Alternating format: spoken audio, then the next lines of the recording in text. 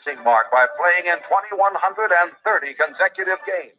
Then a fatal disease attacked baseball's Iron Man. In Yankee Stadium, touched to tears by the tribute, Gehrig made his last public appearance. For the past 2 weeks, you've been reading about a bad world. Today, I consider myself the luckiest man on the face of the earth.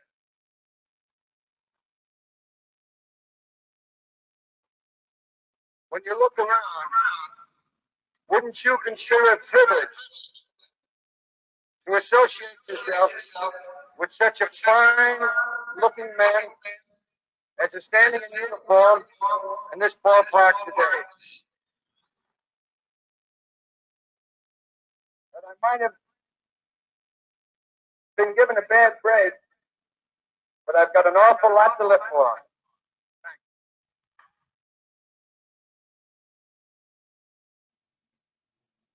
Hi, I'm Andrea Pauls-Backman, CEO of the Les Turner ALS Foundation. I am really excited to be here with you today to welcome the first annual Lou Gehrig Day as formally designated by Major League Baseball.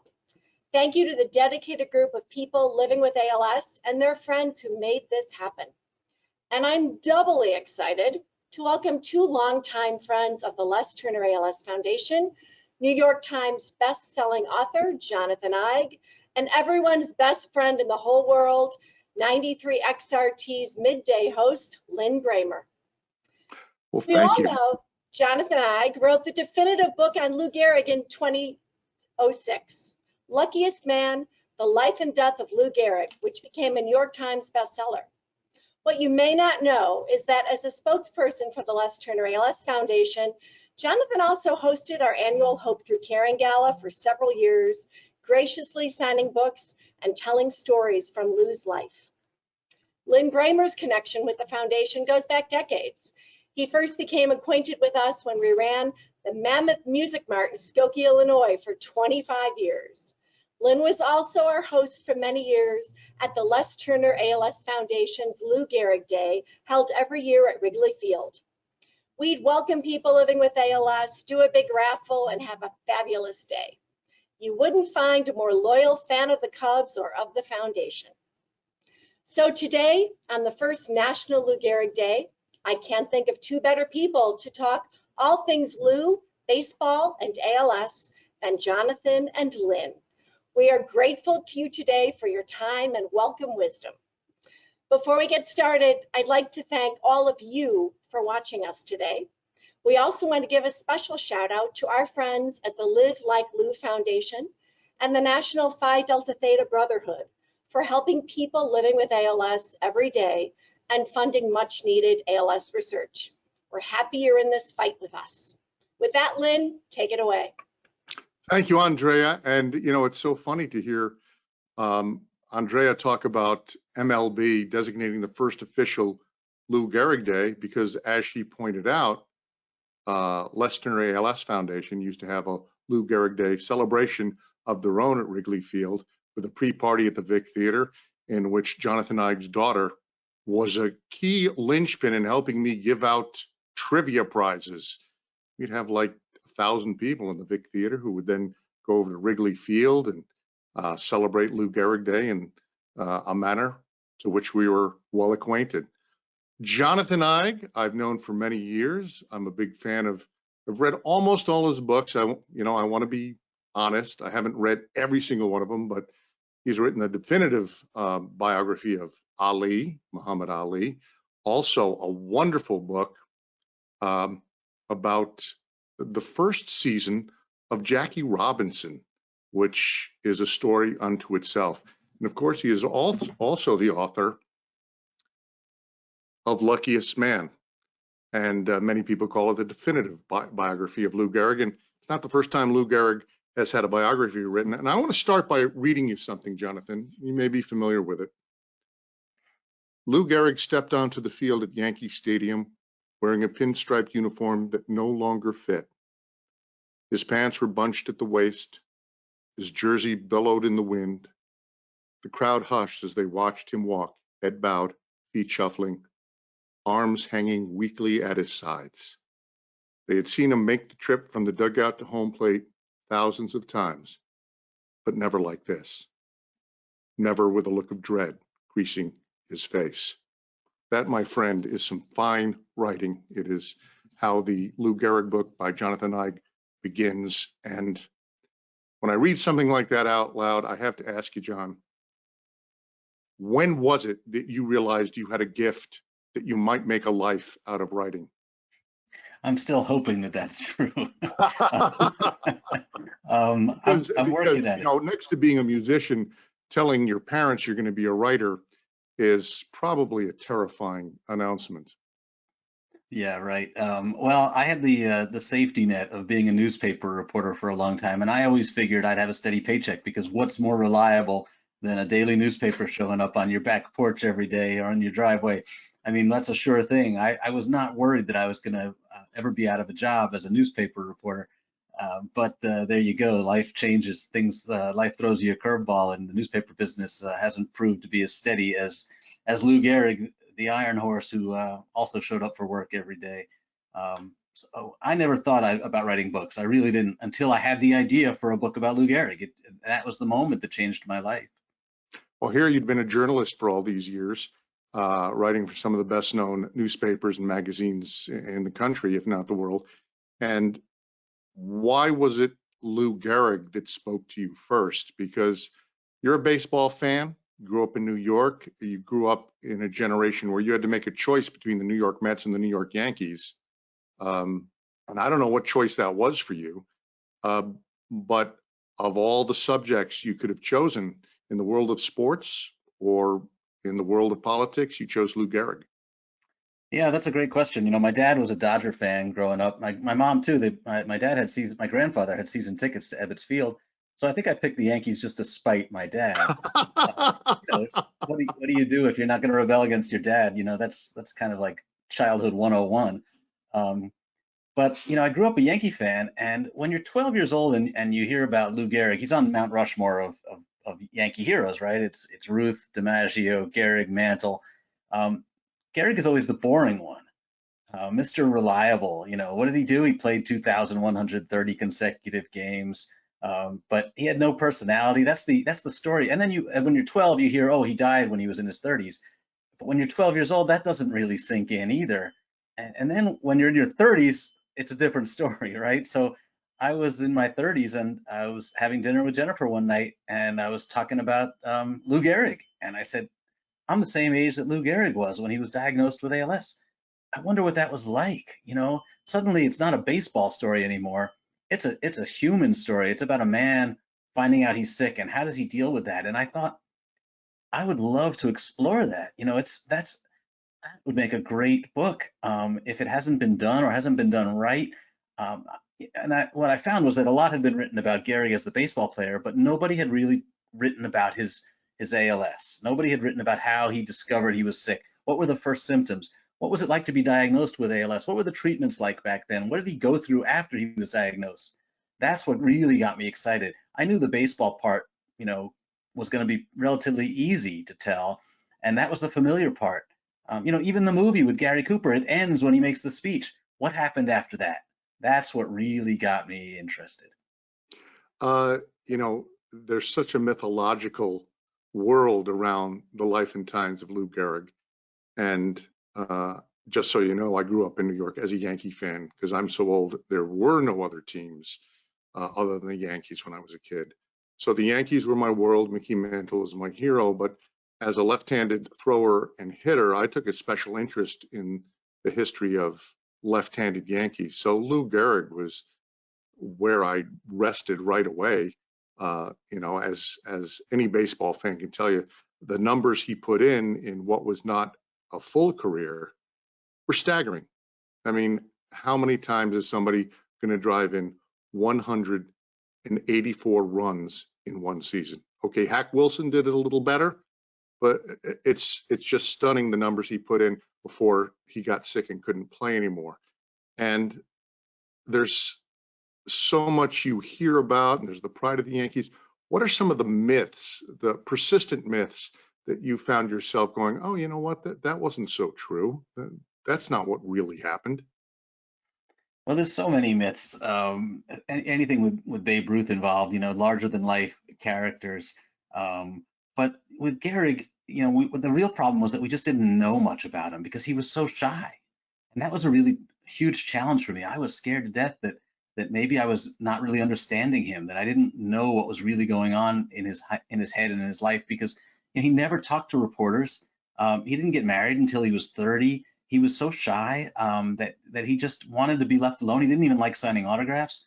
So my big fear wasn't really the myth busting. My big fear was not understanding this man, and I was nervous about it. I would have dreams all the time about, when I was working on the book, that I would see Gehrig and I would be so excited that I was finally going to get to talk to him, and he would always turn and walk away from me.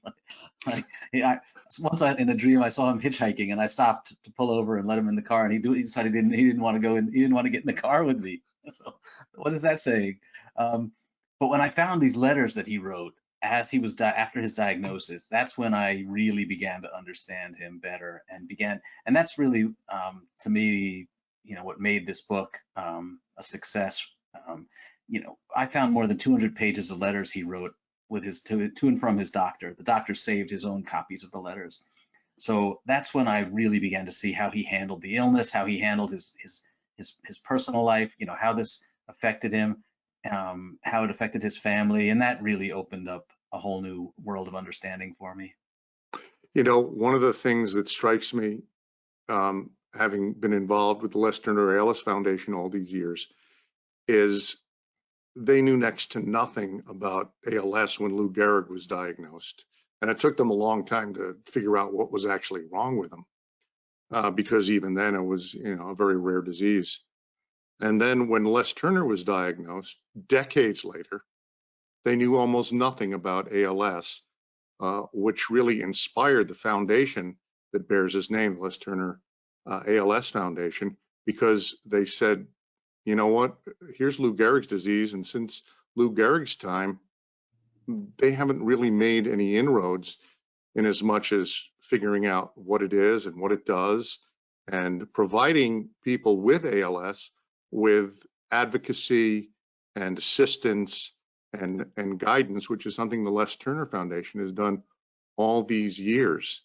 And one of the things you discover when you read John's book about Lou Gehrig is you get a sense that Lou Gehrig thought there was still a way out, that there were glimmers of hope in what the doctors were telling him. Yeah, that's absolutely right. And I think one of the reasons Gehrig's story really still strikes us so powerfully is that it's fairly typical. And patients today with ALS and their families are going through a lot of the same things that Gehrig went through.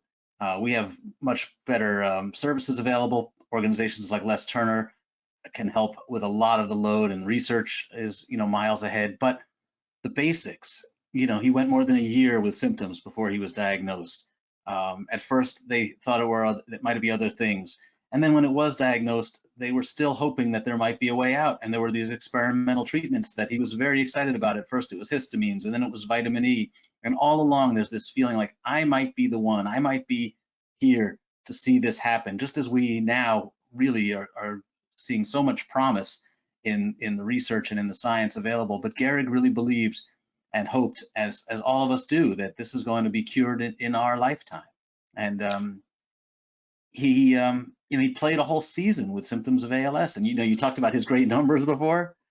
Let's talk about the 1938 season when he did not miss a game. He had symptoms going back to spring training. He started complaining about blisters on his hands and started stumbling a little bit around the bases. But he played every game, hit 295, 114 RBIs, 29 homers, a 930 OPS. They didn't even have OPS back then, but it was a 930 OPS. I think it's the greatest individual accomplishment in the history of sports to do that for a whole season with symptoms of ALS. And it still boggles my mind how he could have been that strong. Well, you think about somebody suffering from the effects of ALS affecting your coordination, your motor skills, and you're standing in a batter's box against a major league pitcher. It just boggles the mind that he got through that season. tell me about the speech, because there's a lot that goes into the famous "Today I feel like I'm the luckiest man on the face of the earth." How did that all set up? Well, so Gehrig tried to play the beginning of the 1939 season, and after a few games, he pulled himself out of the lineup. It was clear that something was wrong. He went to the Mayo Clinic, and that's where he was diagnosed with ALS. And he announced that he wasn't going to be able to play anymore. And the Yankees wanted to honor him. And Gehrig, like I said, was so shy. He just said, "No, thanks. Just let me go Wow. about my business." And they said, "No, we really want to, have a ceremony." So they invited the 1927 Yankees, Babe Ruth, and all those great players to come back for the game. And it was it was in between games of a doubleheader against the Washington Senators on July 4th. 60,000 people in the stadium. And even after the end of the game, when the ceremony is beginning, Gehrig says, "I'm not going out there. I don't want to." Really? He did not want to go out in the field. And finally, his manager and the general manager said, "You got to go out there." And the crowd is cheering. So he stands out there and he gets some trophies. And Babe Ruth comes over and gives him a hug. And there's a lot of speeches. And the MC says, "Lou, it's your turn." And he says, "No, I'm good. He's too moved to speak." And the MC announces, "I'm sorry, Mr. Gehrig is too moved to speak." And they start taking the microphones away. And finally, the crowd starts going crazy. "We want Lou. We want Lou." And, Gehrig was always a mama's boy, and he was always, a rule follower, and he couldn't stand to disappoint anybody. So he's kind of twists his hat in his hands and, runs his hands through his hair, and he says, "Okay, fine." And he steps up to the microphone and he gives the greatest speech in American sports history. And I believe it was impromptu. Knowing Gehrig's personality, I believe that he probably thought about what he wanted to say, but he did not have anything written out. And the speech is stunning in so many ways. First of all, remember, as I said, Gehrig was never talked. The newspaper reporters they hated the guy because he never gave them anything good to put in the paper. He was unquotable. He was Mr. Boring, kind of like Michael Jordan. Remember how he would never give the reporters anything? It was always very businesslike, right? He would say, "Well, we played our best today. We had a good game," right? Well, you think about most sports players, and it was so well done in the Kevin Costner baseball movie, right, where you learn your cliches. That's right. I just want to contribute. I just want to be part of the team. You got to learn your cliches, and it's the rare baseball player or sports hero where you get the great quotations. That's so right. I can understand how the sports writers were, and in those days, sports writers fancied themselves as flowery novelists as much as they did sports writers, and really like to get down and deep into the psyche and the personality. And you come across Lou Gehrig, and he's got nothing to tell you. He was hopeless. So when he gets up there and he says, "The past 2 weeks you've been reading about a bad break, but I've got an awful lot to live for. Today I consider myself the luckiest man on the face of the earth." And then he goes on to not really talk about himself, but to talk about why he's so lucky. And he explains that he's lucky because he got to play ball all his life, that he came from this poor family of immigrants. His mother worked as a maid, as a housekeeper, and here he was making more money than they ever dreamed of. He had the greatest teammates. He had the greatest wife. He even loved his mother-in-law. He thanks the ushers at the ballpark. He thanks the opponents who always treated him with so much respect. He gives this unbelievably selfless speech and says, "I may have gotten a bad break, but this disease isn't everything. This disease doesn't define me. That's why I'm the luckiest man on the face of the earth, because look at all these wonderful things I've had happen to me in my life." And I believe in that moment, Lou Gehrig transforms his entire image from being a great ball player to being a great human being, to being an inspiration, not just to people with the ALS, but to anybody who's ever had a bad break in their life. To think about all the things you should be fortunate for is just such a great message. And I think that's why Gehrig is such a symbol of strength even today, because he wouldn't let the disease define him. And I've met so many people through Les Turner who really live that, who walk that walk. They don't let this disease define them. It's life that they're proud of. That's why they're lucky, because they've got these wonderful families around them. it's, that's to me the moment that gives me goosebumps even now.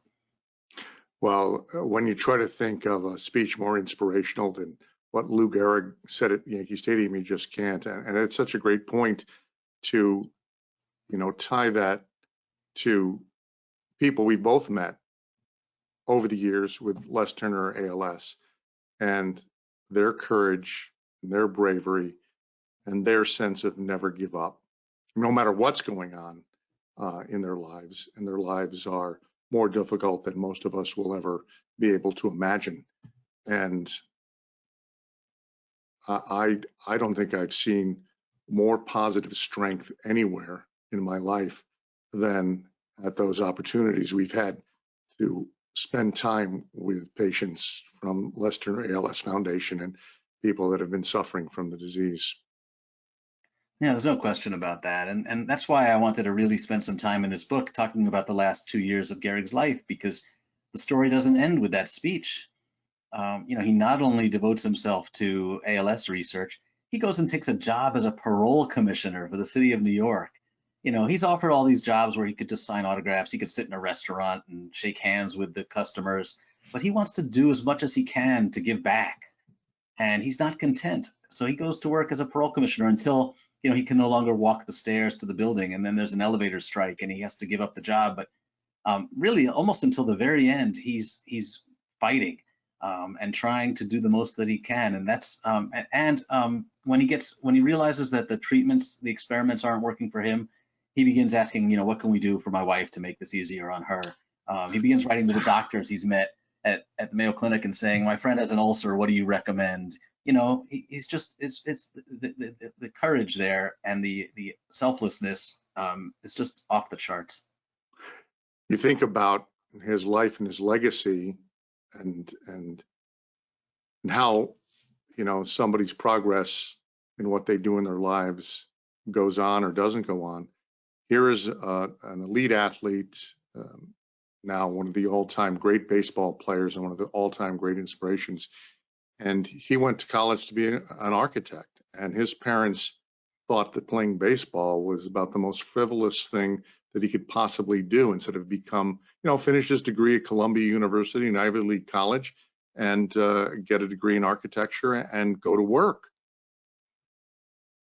No, that's right. It was hard to imagine, especially for immigrants, that this could be serious, that you could really make a living playing a child's game.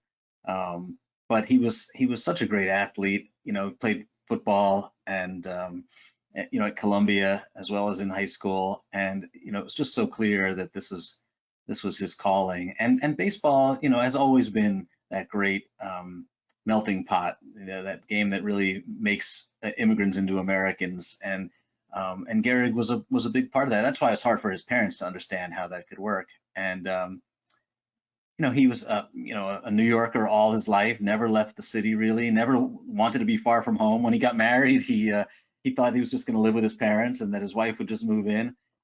We should throw some love toward Eleanor, by the way, because, she really helped him get out, break out of his shell. He auditioned for a movie. He was going to be Tarzan. Eleanor, That's pushed right. him to do that. Johnny Weissmuller was having a contract dispute, and Lou auditioned to be Tarzan. And I love this. They said his legs were too big. He was too strong. Tarzan. God, he had some colorful nicknames too. You think of the Iron Horse, but it was also Larapin Lou was one of his nicknames. I think he had a bunch of other nicknames that Biscuit he was known Pants. When he was a kid, they called him Biscuit Pants. I think that's why I was thinking about it. Biscuit Pants, because his legs were so big. Yeah. They filled out his pants still. It looked like he was carrying biscuits around, I think. Well, I've always been a fan of Lou Gehrig, and of course that speech I've recited many times out loud at events. And it's hard to believe that the same guy who couldn't speak to reporters was the guy who offered us, in the end, one of the great speeches of the 20th century. It's almost as if he saved all that, he had all that reserve, and he saved all that locution for that very ending speech at Yankee Stadium. And, you know, Lou, please come on, everybody wants you to talk. Can you go up and say a few words? And he says more than a few words. It's a wonderful story. And, you know, I've known you for a long time, John, and really appreciate all you've done for the Les Turner ALS Foundation. You have been brave enough to host the gala, an unenviable position to almost like the catcher on the ball field and making sure everything on the field is going all right. And it's been a joy to get to know you and your family at all these events. And as a baseball fan and a sports fan, you've added so much to so many lives with the stuff you've written, the books you've written that we've talked about. That thanks for participating today, and thanks so much for. I guess I should ask you, because you know, this is what I would ask you if you were a rock and roll guitarist. Hey, when's the next book coming out?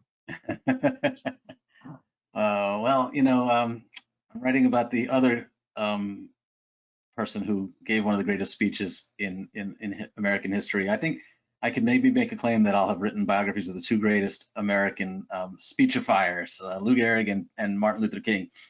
And so I've got a big. Man, you do not tackle the easy projects. You know, yeah, Muhammad right. Ali. This one I'm going to go back. I'm going to look for something a little easier. Maybe the Lin Brehmer biography. Like, might get a little sordid, though. That would be a very thin volume.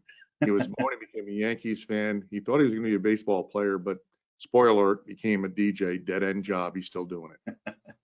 Well, there might be some dirt there that I could dig up. We'll see. I'm sure.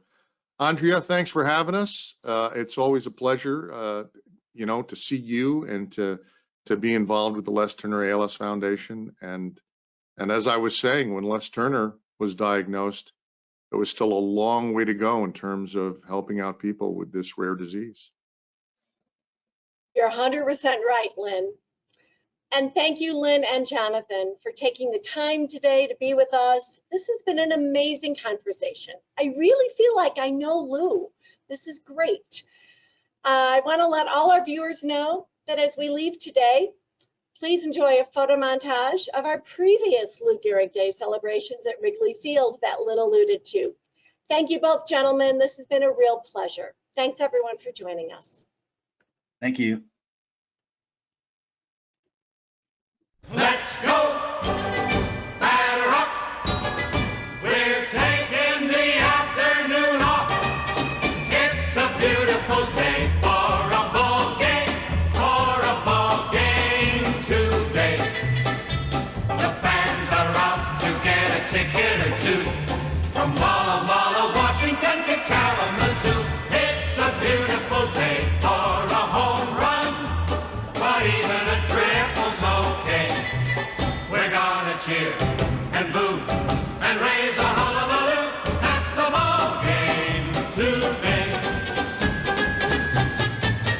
Batter up, strike one. Hey, the game has just begun and the home team's out to win. Very swing, strike two. And the pitch is dipsy-do. Genius fastball pop right in. This is it, strike three. Fans are tearing up the chairs, but what the heck, who cares? It's a beautiful day for a ball game today. If you and I are out of dollars and cents, oh honey, we can always share a little hole in the fence. It's a beautiful day for the ladies, so throw all your dishes away. We're gonna cheer and boo